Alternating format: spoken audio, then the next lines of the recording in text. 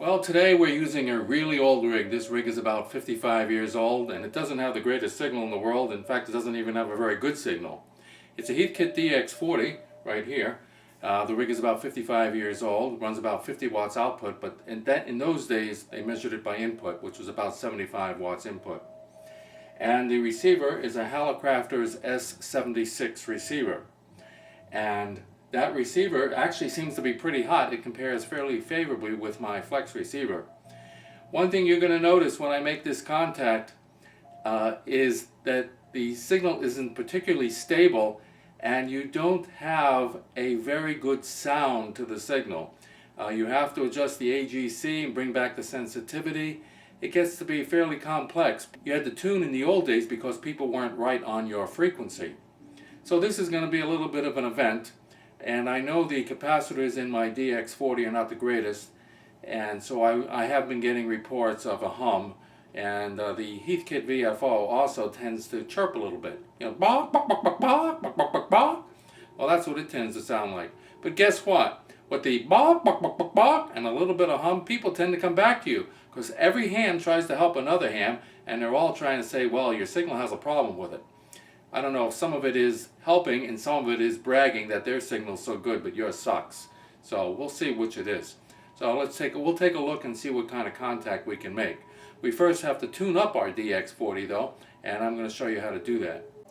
Well, in tuning the DX40, first we want to get about 3 mils of grid current. So we put it in the grid position. We put it in the grid position and see what we have. And that's about 3 mils. We're going to adjust this up to about 3 mils of grid current. Okay, so that's all set, and I'll tune the receiver. I'm going to cut back the sensitivity on the receiver so it doesn't blow us out here. And then the next thing we're going to do is we are going to put it in the CW position and put this switch in the plate position. And in order to get a resonant, to tune for resonance, we are looking for a dip in this meter up here. So let's do that.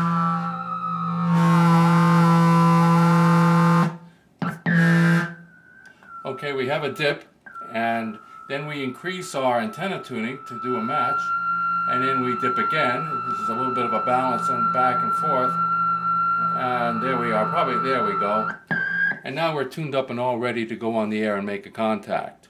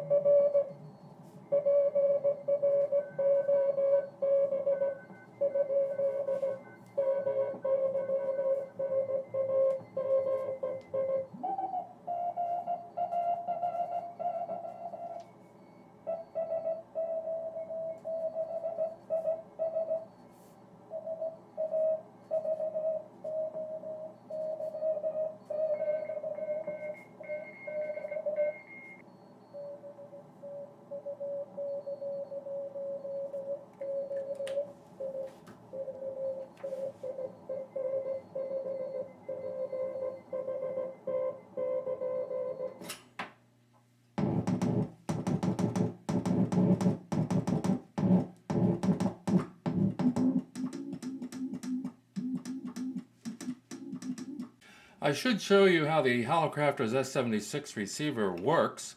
First of all, you have to adjust the band spread. There's something called the band spread, and we're going to adjust that, put that on its calibration point. And then there's a little dot right up here for 20 meters, And I have set that pretty much already, but you would set that, you have to set this as, it's general tuning, and you have to pretty much set it. And well, I will do it.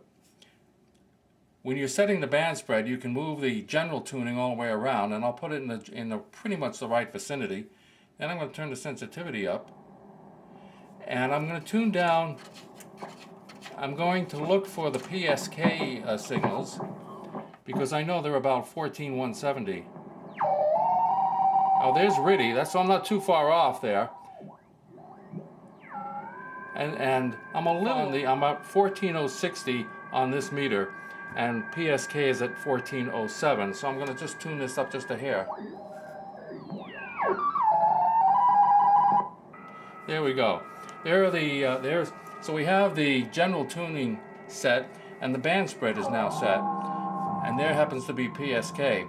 Now you're going to notice that we don't get the filter selectivity that we want as much.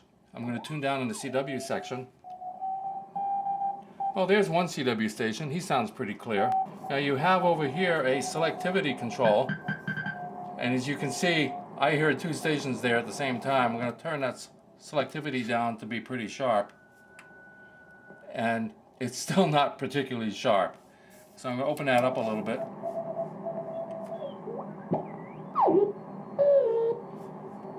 And as you can see, the AVC is not particularly great, even though it's on. If I turn it off, it even gets worse.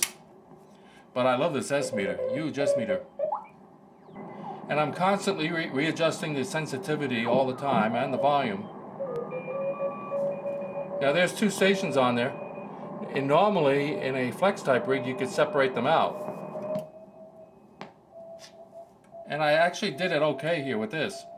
I put the sensitivity on sharp, and I've lost the other station. I'll open that up, and now we can hear both stations. So that's not too bad.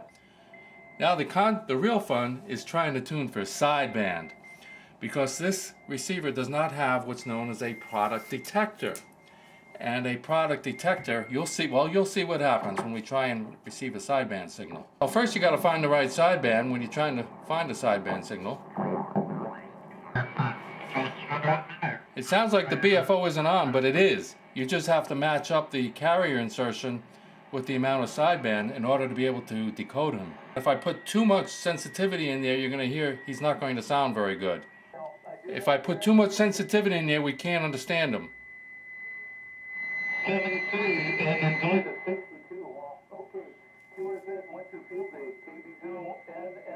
As I bring his sensitivity down, we're okay. We can understand him a lot better. So there happens to be a contest on 160 meters right now, and as you can hear quite a few stations on at the same time. And the selectivity of the S76 is not all that great. And I'm going to take and reduce the selectivity down here a little bit.